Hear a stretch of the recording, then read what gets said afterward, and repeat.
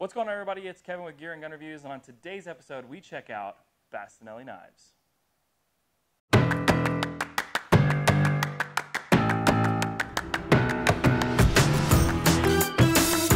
What's going on, everybody? So today we're here with Bastien from Bastinelli Knives, and he makes some of the best and most beautiful knives on the planet, in my opinion.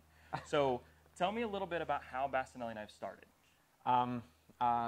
Bastinelli Knife started in 10 years ago now, and we decided to make some. At the beginning, I'm a knife smith. Right. I decided to forge some blade. I learned that with a famous knife smith in France, and I probably at the beginning I tried to find my personality in this knife world, you know? Right. And I decided to make some tactical knife probably 2 years after I started this activity, and yes, I think I find my stuff. I think you found your niche with a lot of these knives. Yes. So everybody kind of knows you from your Instagram things with, of course, the wonderful rope cutting. But I want to talk a little bit about some other things. So what is this knife? Because this, in my opinion, is kind of your claim to fame, especially with who you work with on this knife. So tell me a little bit about this knife. Okay. I designed this knife for the French famous French SWAT team. And this is not like a little SWAT team, because we have hundreds and thousands of SWAT teams. Yes. This is the big boy SWAT team of France. Yes, in France and in Europe, the Red are very famous, and this team is impressive. Like a GIGN, it's another stuff. They're more of like a special forces of the police force kind of idea. They do a lot of counterterrorism, a lot of hostage rescues, stuff like that. A lot. They made an incredible job since a few years for the terrorist attack in France, and yes, it's a huge team, very impressive skills. Right. I'm very lucky because a few years ago, probably 5 years ago now, this team asked me to design, to work with them, and to design some specific blade for their team, and I designed this blade.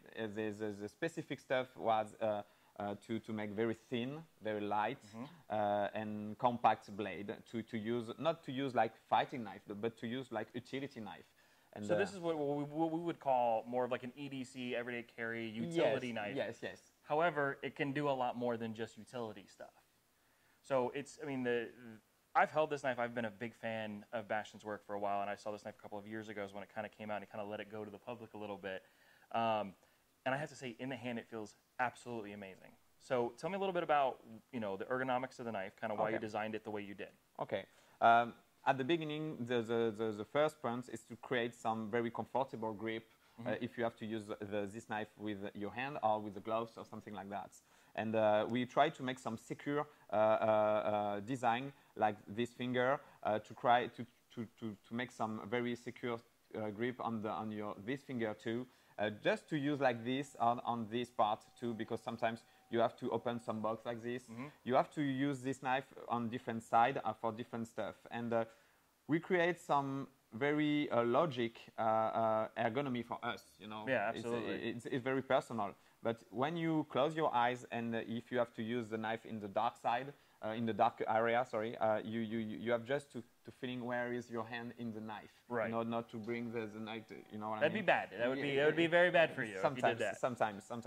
But yes, the first idea is to create some logic ergonomy to use for lots of different stuff, not to make some very nice design only, Right, and the great thing about this knife is it does fit. And you guys know I have these big gorilla hands, but it fits my hand really well. And I've seen people with smaller hands. It fits their hand very well. It's kind of, I don't want to say one size fits all, because it's really not true to that. It's more of, it works for everybody in just about every situation. So it's easier to make some very straight handles sometimes, very simple, because different size is good. Right. But when you start to make some very complex design with different angles, something like that, it's more a big challenge to find the perfect ergonomy for lots of different sizes. Yeah, and there's just little things like there's a lanyard loop here, so you don't lose the knife. Yes. There's the tang on the top, or the backside, has a nice grit to it, almost like a serration, like a pistol that we're normally used to. But the other thing too is it's just a good looking blade. I mean, it's a gorgeous knife. And the one thing that I'm a big fan of Bastien is you do have a kind of an art to a lot of your knives. This is very By the way, this is a very simple knife compared to what you do with some of your karambits. And then, of course, your Lucy knife, which, if you guys haven't seen the movie Lucy, Bastien has a couple of knives where she pulls them out of her back and stabs the dude. It's awesome. Go check that out because it's a really cool scene. But so let's do this. Let's kind of take a little tour of the shop, kind of show some of the different types of knives that you have, and then we'll move on from there. Yes, let's go. All right, Bastien. So this is just a knife that you just busted out of a box. Yes. He sells these quite often. But so this is a complete just out of the box. This would be shipping to a customer anytime. So this is your rope. What's your rope density? Because I know there's some people that'll freak out depending on the rope density. Oh, I don't know. Probably you have all the detail on it. I bought but this. It's a thick rope. Like this is not a simple little nylon No. rope. It's not a big rope like this. It's just like this. Probably the size of the finger. Size of your finger. Okay. Yes. So let's see how sharp this thing is. Okay, just like this. Yep. And whack. Look at this. Look at this. Clean. No issues. All right, so I'm in love with this knife, you know that, but let's go check out some of your other knives as well. Yes. So we're in front of the Great Wall of Knives. So this is, if you guys have seen Tactical Wall, Mod Wall, but Bastien did a little something crazy with it. He decided to put almost all of his blades up here that he makes. So we're going to kind of grab one, talk about it, and then we'll move on from there. So first thing I want to talk about, there's so many choices. So let's talk about your karambit stuff, because I know that this is something that's kind of near and dear to your heart. So tell me a little bit about this. Okay. That is probably my first industrial project I made for the Filipino martial art, and for some students, for some experts, I start to make this design. I decided to make the big curve on this blade because depends the school, depends where you're from, but you have different curve for different school, different style. Yeah, some are a little bit straighter, some have a really hard it's the same for the hole. You have different big or small hole.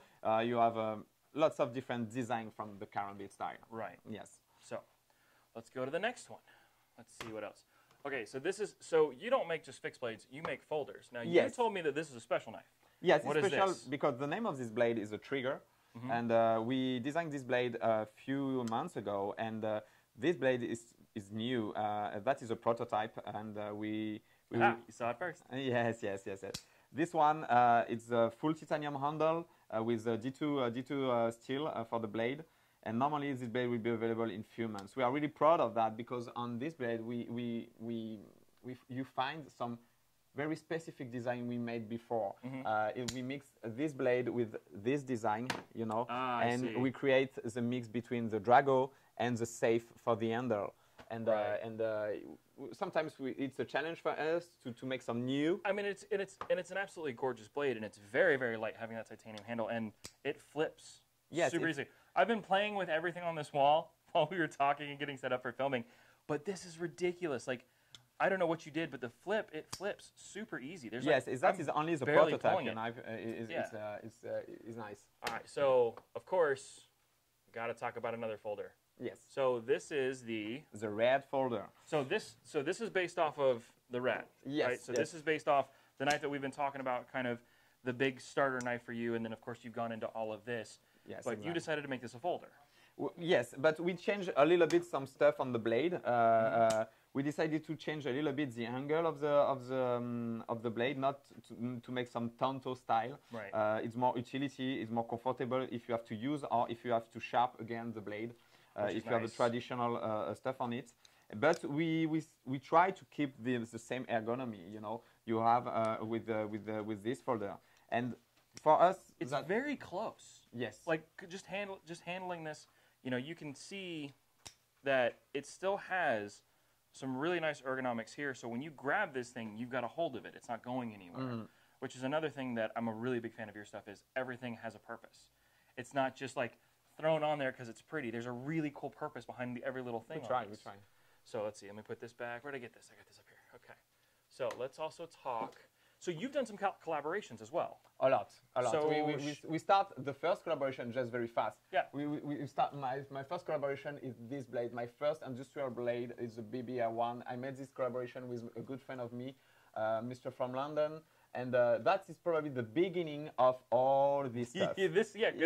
You've gone from a very nice blade design to this collaboration to the ridiculousness that is Bastinelli knives because now. this guy pushed me to start some industrial stuff, because at the beginning I work only on the custom blade, and he explained me, I want one of your blade, one of your design, but industrial version. I say, no, it's not possible. He say, yes, it's possible. And we start to work on this blade manufactured by Lion Steel. And after that, I say, oh yes, we can make some very fun stuff. And and I decided to start to design and make some collaboration with different guys. And you worked with Doug, right? I work with Doug Makeda, I work with Fred Mastro, I work with Funker Tactical, and I work with Fox Knife too. I make some design for Fox. Yeah, the Fox blades are really cool. These, yes. And this is kind of different than your normal knives. These are very light, they're very simple, there's not a bunch to it. Yes. It's just a good knife. We on this knife is really specific. It's more European knife because it's a friction folder without a lock or something like that. Because we know in Europe, in French, of course, all is forbidden. Right, you can't have everything is outlawed, right? It's dead. But for this blade, with a friction folder, you can travel in lots of different places. Yeah. Yes. Which is a great thing. So tell me a little bit about these things, because you were kind of playing around with these earlier when I walked in. So tell me a little bit more about these. That is my first collaboration with Doug Makeda and Funker Tactical. And the first idea of that from Doug. Doug sent me a small picture of the broken scissor. Very different of that, but just to give me some way, you know, to start some idea. And he explained me, do you think you can do something with this idea? And I start to make the first design with that. And I mix some skills from Doug, because Doug before he worked on the hospital. And I decided to make some scalpel. Like a scalpel type yes, blade, because I try to put his identity on this blade, you know, a lot. Yeah, I mean, some people collaborate, but there's never really a collaboration. It's like, I want you to do this, here's my idea, and then it kind of goes off. You're actually putting Doug into these blades. I try a lot, because I'm at the beginning, I'm just a knife maker. I'm just lucky one day to work with Doug. Doug come with me, say we can do some stuff together. Yeah. I say I have to be proud of that, and I try to do my best to sign something special for him. You know. Exactly. Yes. And we make this design and yes, we start some very good stuff together. And after with Funker and Doug, we decided to decline this it's like a karambit almost. Yes, very small. Because Doug have lots of skills, but everybody know Doug with the karambits. By the way, if you guys don't know who Doug Marqueta is, he is probably one of the most infamous, famous knife fighters around. The guy knows everything. This guy, if you put the blade on his hand, he play very fast. Yes. It was funny. We went to Blade Show and actually met Bastien at Blade Show a couple times, and Doug's over there doing his thing, and he's just flipping a knife. He's just having a random conversation with a guy. Yes. And he's just rolling through. It's like a toy for him. It's like a toy. Yeah, it's ridiculous. He doesn't even think about it anymore. So for you to work with Doug on these, what did he think of them? Of him, Well, no. What did Doug think of your knives? Oh, I think, because if he asked me to work with him, I think at the beginning he liked my style. He liked what kind of identity I put on my blade, what kind of design I have, some idea. But yes, I repeat again, I was really lucky to make that for him, and to work with Funker too, because we make lots of different stuff, but we have a good team to promote that. Absolutely. Yes, it's another stuff. But to make a karambit, a specific small karambit for Doug, it's very, very good challenge, because Doug play with lots of different karambit, lots of different design and size. Right. But we find a good stuff between this, and I use... And something like this, which that is the old design I use since a long time, and if you check, I use my old style. Yeah. And to make the mix with the picker and this blade, the diagnostic, to create this blade. Yeah, that's awesome. I love that you can always find like little hints of things in all of your different knives, like where you've seen, like you can see where like one knife went to one spot, and then it went to another, and then it went to another, and then it went to another. So you are always kind of keeping to I don't want to say a specific style, because your style is always a little bit different. And you can just look at this wall. I mean, you have a giant machete kind of knife, and then you have this very tiny little karambit thing. So it's very interesting how you kind of you don't do all of the same thing, but you can always tell one of your knives. I try. It's complicated, you know. All this, lots of this blade can look like in another blade because it's not new. The blade is not new. It's a very old story about the man and the man and the a blade. knife has always been around, really right? old. I never create something new, but I try on each blade to put a different identity, my identity. Sometimes you can cross in the internet in different blade shows. Some blade it look like are really close to different blade, you know. But we try to create some specific identity. Just to if one day you put the blade on the table and different blade, some people say, oh, that is in Bastinelli, or that is another knife from another guy, or you know. That is really cool. When you don't have the identity on this world, it's complicated. Yeah, when you don't because if you don't have you, like, because you put your, I mean, you're making all these knives. These are not like mass production knives. You make like what 300 of a knife, and then you're moving on to another design. So there is something to be said about you putting yourself into your knives. We try. So okay, we'll do one more. Okay. And you get to pick. So pick your favorite knife, the knife that you absolutely love right now, because I know that you've got a couple of these which are just gorgeous. You've got folders. You've got. I mean, you choose. You tell me. I can talk. Just it's not because it's new. It's because this knife is really specific for me because you know I work for some tactical knife, some fighter knife. But to make knife like this and never try to make or design some dagger. Dagger is this is not your normal. Yes. But you did it. To you. Yes. Dagger, it's probably the beginning of lots of fight design knife, you know. Right. And you can talk about some First War, Second War. The dagger, it's always in the package for some soldier, you know. I mean, absolutely. You know what I mean. And I start to make my first design, my first dagger for the Reds, the French SWAT team. The name of this blade is a Grosso. What is Grosso? What does it mean? Grosso it's a name to play because us Grosso it's to big bones. Ah, so I'm Grosso. No, big bones. I'm a big bone. Okay, I'm a little big. We call it fluffy. It's fine. I talk about bones. No, it's a big bones. It's just to play with some word, French word. But yes, I'm really proud of this dagger. It's really specific. It's not to use to make some toast or to cut some bugs, but you can. That's more of a fight knife. That's Fight more knife. of your kind of like. Yes, you could probably cut a box open with it. Yes, you can probably cut open your food. You could probably spread a little butter. But this is a design knife to fight with. When you talk about dagger, yes. When you talk about dagger, generally it's very focused on some fighting or protect yourself. You know. By the way, every time he does like this, my body just goes because I've seen him do some of his fighting techniques because you practice. You're practicing. I make some training, you know, by myself or since in the past. Yes, I explain for lots of people who cross me. I'm 0 level. Okay, I'm just a student. I'm just a student. I learn every day. He's just a student. Yes. Yeah. No. This should tell you everything that you need to know about Bastien. I've seen Bastien do his training and stuff because we've met up at Aries because he goes out to Aries and does his knife training and shooting, and we've met out there a couple of times. And to watch him do his thing blows my mind because there is a true art form behind knife fighting, and it's funny to watch people that kind of know what they're doing, and then people like you and other people that know what they're doing, but still to hear that you're very humble and you're like, I'm very zero. I'm not that cool with it, but you are. And I try to train, you know, because it's complicated to make the knife like this, to make some martial blade, and if you don't know how to move or a little bit, if you have a little skills.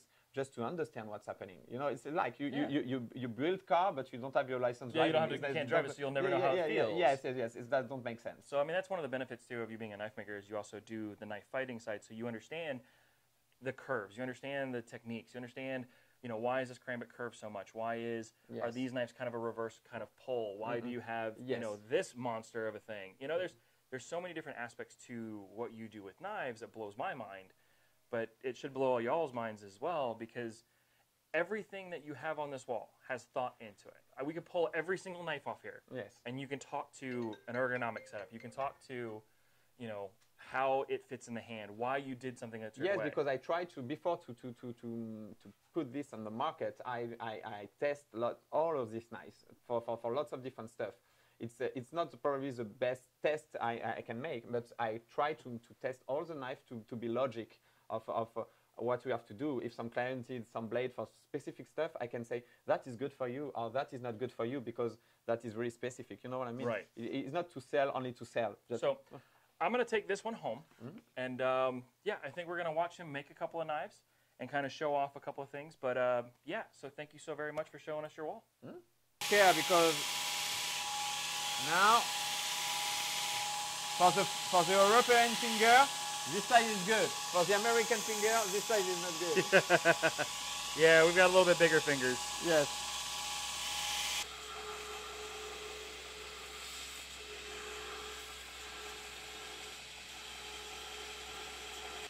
Yes.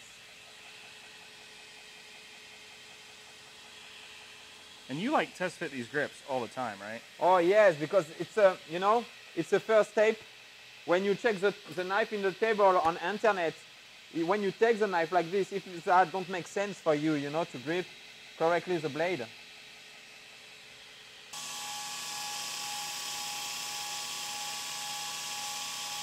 I have to break this angle, this angle, this angle, and to clean all the stuff. But now we have the good stuff to start something.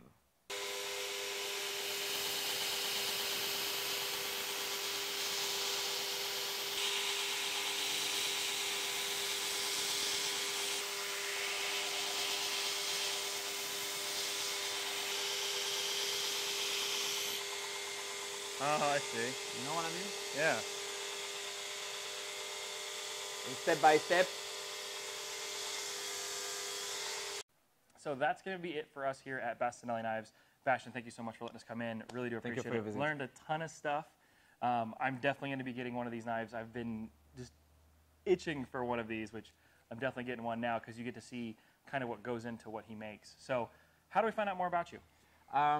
You can find some stuff on Facebook, on Bastinelli Knife public page, or on Instagram, Bastinelli Knife too. Yeah, because you're always on Instagram. There's Yes. tons of stuff of you making new knives. You can check lots of stuff on my website too, but it's more the best way to find some news very fast is Instagram. And they can go online and order knives. Yes. And you're basically to ready order to ship knife, out? you have to send me an email before. Okay. I like to keep the contact with my clients. And this is the other nice thing. He's not a big company. It's literally you Yes, it's making more, knives. Your I wife, make- the wife is up front. She does the paperwork, and Yeah, he sits back there and grinds knives. She manage. So that's going to be it for us here at Bastinelli Knives. I wanted to say thank you again. It's been an absolute pleasure. Thank you for your time. Of course, like always, please like, follow, and subscribe because that's what keeps us alive. And until next time, we'll see you later. Bye.